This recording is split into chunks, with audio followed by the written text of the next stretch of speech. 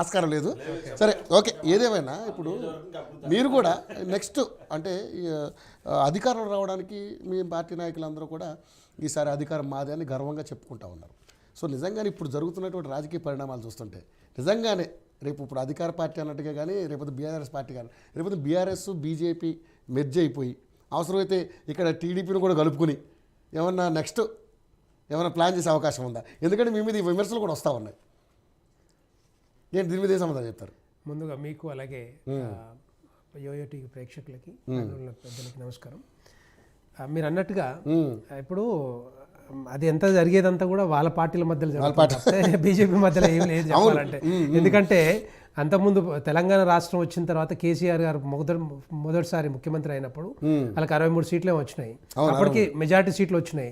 అప్పటికి ఆయన ఆగకుండా అప్పటికి చాలా మందిని చేర్చుకున్నాడు, 12 మంది 14 మందిని చేర్చుకున్నాడు ఆ టైం. మళ్ళా 2018 ఎన్నికలు వచ్చినప్పుడు కూడా 88 సీట్లు వస్తే అప్పటికి అది కాదు మొత్తానికి కాంగ్రెస్ ఉండకూడదు, కాంగ్రెస్ ఎట్టి పరిస్థితుల్లో సిఎల్పిని విలీనం చేయాలని ఒక ఆలోచన, చెప్పాలంటే దుర్మార్గమైన ఆలోచన. అది ఆలోచనతో మొత్తం అందరినీ టీడీపీలోని సిపిఐలోని ఈవెన్ కాంగ్రెస్ మొత్తం కూడా టోటల్గా మర్జ్ చేసుకున్నది వాస్తవం.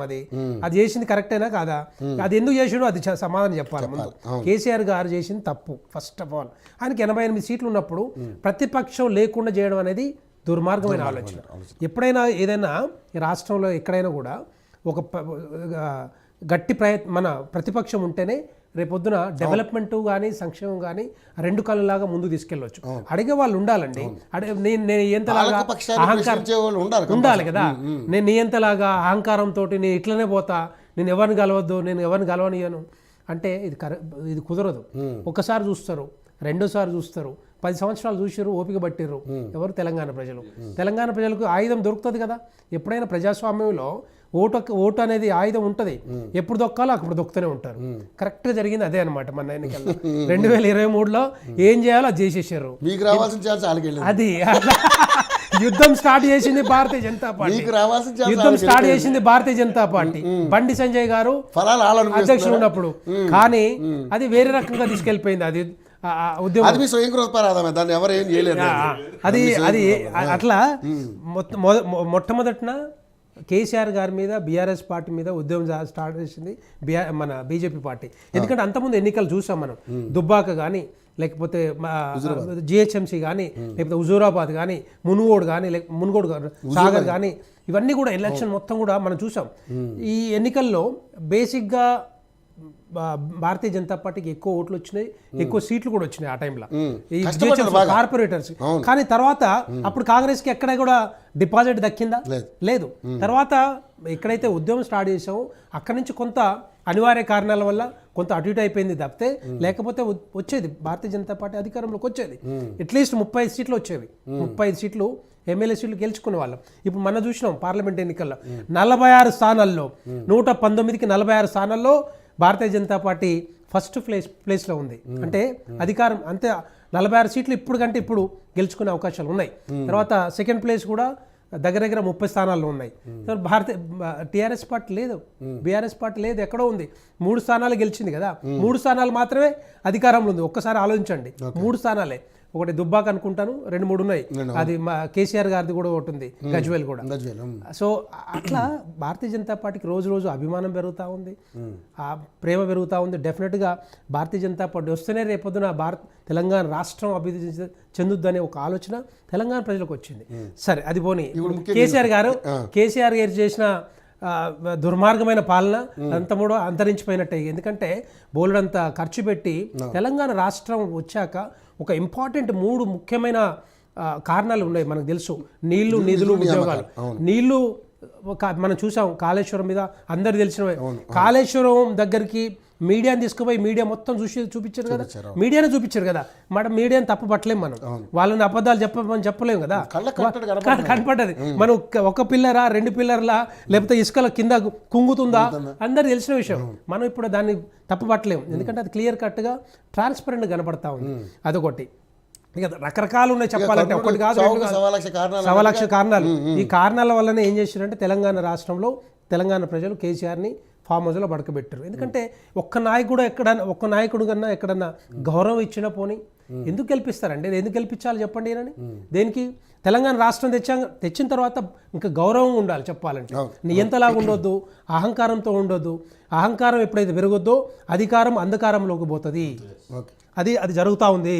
అది ఎవరికైనా పర్లేదు, ఎవరికైనా అది డెఫినెట్గా అది జరుగుతూ ఉంటుంది.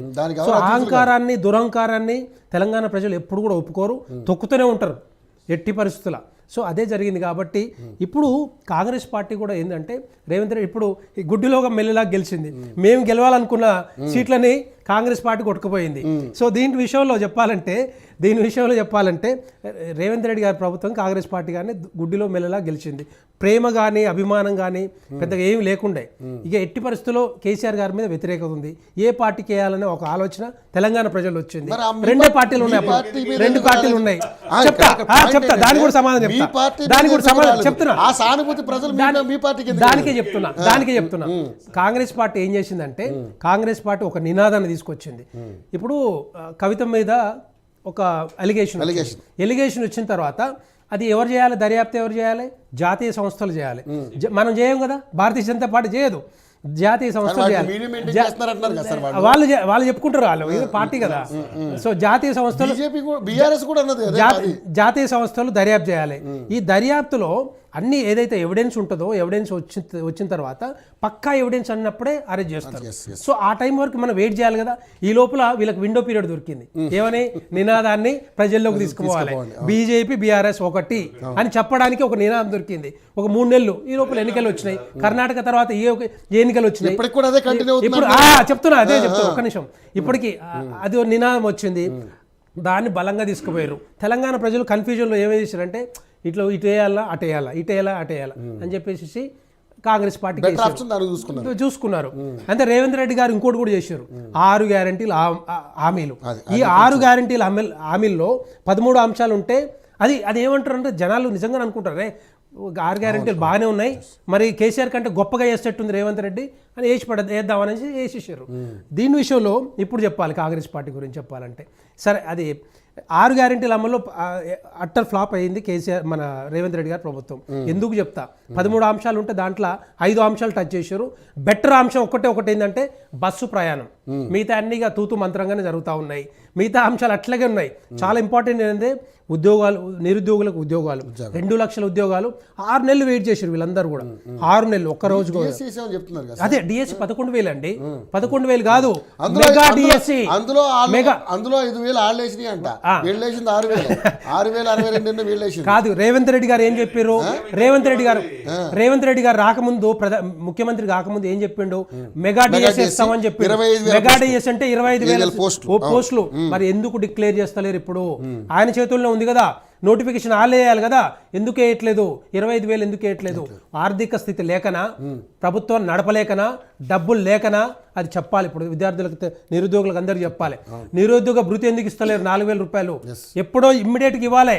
డిసెంబర్ 9 నుంచి 30 లక్షల మంది చిల్లర నిరుద్యోగులు ఉన్నారు, వాళ్ళందరూ కూడా 4,000 రూపాయలు ఎందుకు ఇస్తలేరు?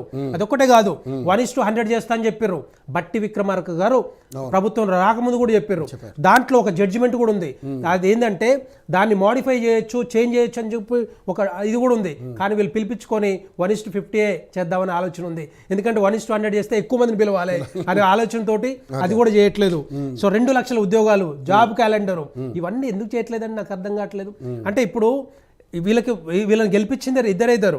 ఒకటి రైతులు, 2 చెప్తున్నారు. అదే అంటే మీరు నిరుద్యోగులు ఇప్పుడు ఉద్యోగాల కోసం ఎప్పటి నుంచో వేలు చూస్తున్నారండి.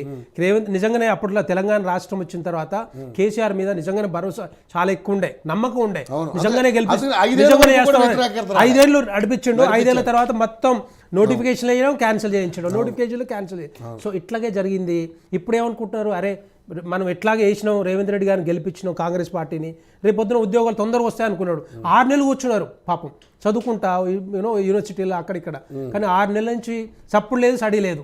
తర్వాత ఇప్పుడు గోల పెడితే ఇప్పుడు నోటిఫికేషన్లు అదే అని ఇప్పుడు బయటకు వస్తున్నాయి. ఈ బయటకు వచ్చినా కూడా ఒక్కటి కూడా సరిగా లేవు దాంట్లో. చెప్పిన వాస్తవాలు, చెప్పిన హామీలు, నోటిఫికేషన్లు ఏవి లేవు దీంట్లో. మొత్తం కట్ చేసేస్తున్నారు. ఎందుకు కట్ చేస్తున్నారో చెప్పట్లేదు, ఎవరికి కూడా చెప్పట్లేదు. అవన్నీ కూడా ఒక్కొక్కటి ఏంటంటే ఇది ఏంటంటే ఆర్థిక పరిస్థితి సరిగా లేక చేయట్లేదా? ఎందుకంటే రేవంత్ రెడ్డి ఒక మాట చెప్పారు, మేము ఈ అధికారంలోకి వచ్చింది ఎందుకంటే లంక బిందెలు ఉంటాయి అని వచ్చామని చెప్పారు. లంక బిందెలు ఆడున్నాయి ఇక్కడ అందరు తెలుసు, వాళ్ళకి ముందు నుంచే తెలుసు ఈ అన్ని హామీలు కుదరవు, ఈ హామీలన్నీ అలవిగాని హామీలు, మేము చేయలేమని అప్పట్లోనే చెప్పుకుంటూ అయిపోయేది. కానీ మేము చేస్తామని చెప్పారు కాబట్టి ఇప్పుడు డిమాండ్ చేసే రైతు అంతే కదా. ఈ రైతుల్ని మోసం చేస్తున్నారు, ఇటు నిరుద్యోగుల్ని మోసం చేస్తున్నారు. ఇద్దరు ఓట్లేసి గెలిపించారు. రేవంత్ రెడ్డి ఆగస్టు 15వ తారీఖు కల్లా మొత్తం రుణమాఫీ చేస్తారు, 2 లక్షల రుణమాఫీ కూడా చేయాలి. అది చేయకపోతే మరి ఇంకా ఎక్కువైపోద్ది. ఇప్పటికే రేవంత్ రెడ్డి గారి మీద 5 నెలల 5 సంవత్సరాలు తాకట్టు పెట్టేది చేస్తామని అంటున్నారు. చూద్దాం. ఇప్పుడు ఏంటంటే రేవంత్ రెడ్డి గారి పరిస్థితి ఎట్లా ఉందంటే ఒడ్డు దాటక ముందు ఓడమల్లన్న, ఒడ్డు దాటాక బోడమల్లన్న అన్నట్టు. ఇప్పుడు ఏంటంటే 5 సంవత్సరాలలో వచ్చే వ్యతిరేకత ఏదైతుందో ఇప్పుడే వచ్చింది. 6 నెలలనే కనపడతా ఉంది క్లియర్గా. మొన్న రెఫరెండం అని చెప్పారు, 14 సీట్లు గెలుస్తామని చెప్పారు. 14 కాదు, అక్కడ 8 సీట్లే గెలిచారు, ఇంకా 6 సీట్లు కోల్పోయారు. ఎందుకు? అది రెఫరెండం అది రెఫరెండమా లేదా అని రేవంత్ రెడ్డి గారు తెలుసుకోవాలి. ఎందుకంటే ఆయన సొంత నియోజకవర్గంలో 35,000 నుంచి 21,000 పడిపోయింది ఆడ. సో అట్లా ఒక్కొక్కటి చూస్తుంటే ఏంటంటే వాళ్ళు ఆలోచించుకోవాలి. ఇప్పుడు రైతులే కాదు, ఈ రోజు నిరుద్యోగులు వచ్చారు, రేపు రైతులు కూడా బయటకు వస్తారు, రోడ్డు మీదకి వస్తారు. ఇవన్నీ కూడా పూర్తి చేయాల్సిన బాధ్యత కాంగ్రెస్ ప్రభుత్వం మీద, రేవంత్ రెడ్డి గారి మీద ఉంది. ఎట్టి పరిస్థితుల్లో ఇవన్నీ కూడా కంప్లీట్ చేయాల్సిందే. శ్రవణ్ గారు చూస్తున్నారు 3 పార్టీలకు సంబంధించి ఇప్పుడు కాంగ్రెస్ ప్రభుత్వం వ్యవహరిస్తున్న తీరు ఇప్పుడు విద్యార్థి లోకాన్ని కూడా ఇబ్బంది పెడుతుంది. అదేవిధంగా ఏ అయితే హామీలు ఇచ్చారో ఆ హామీ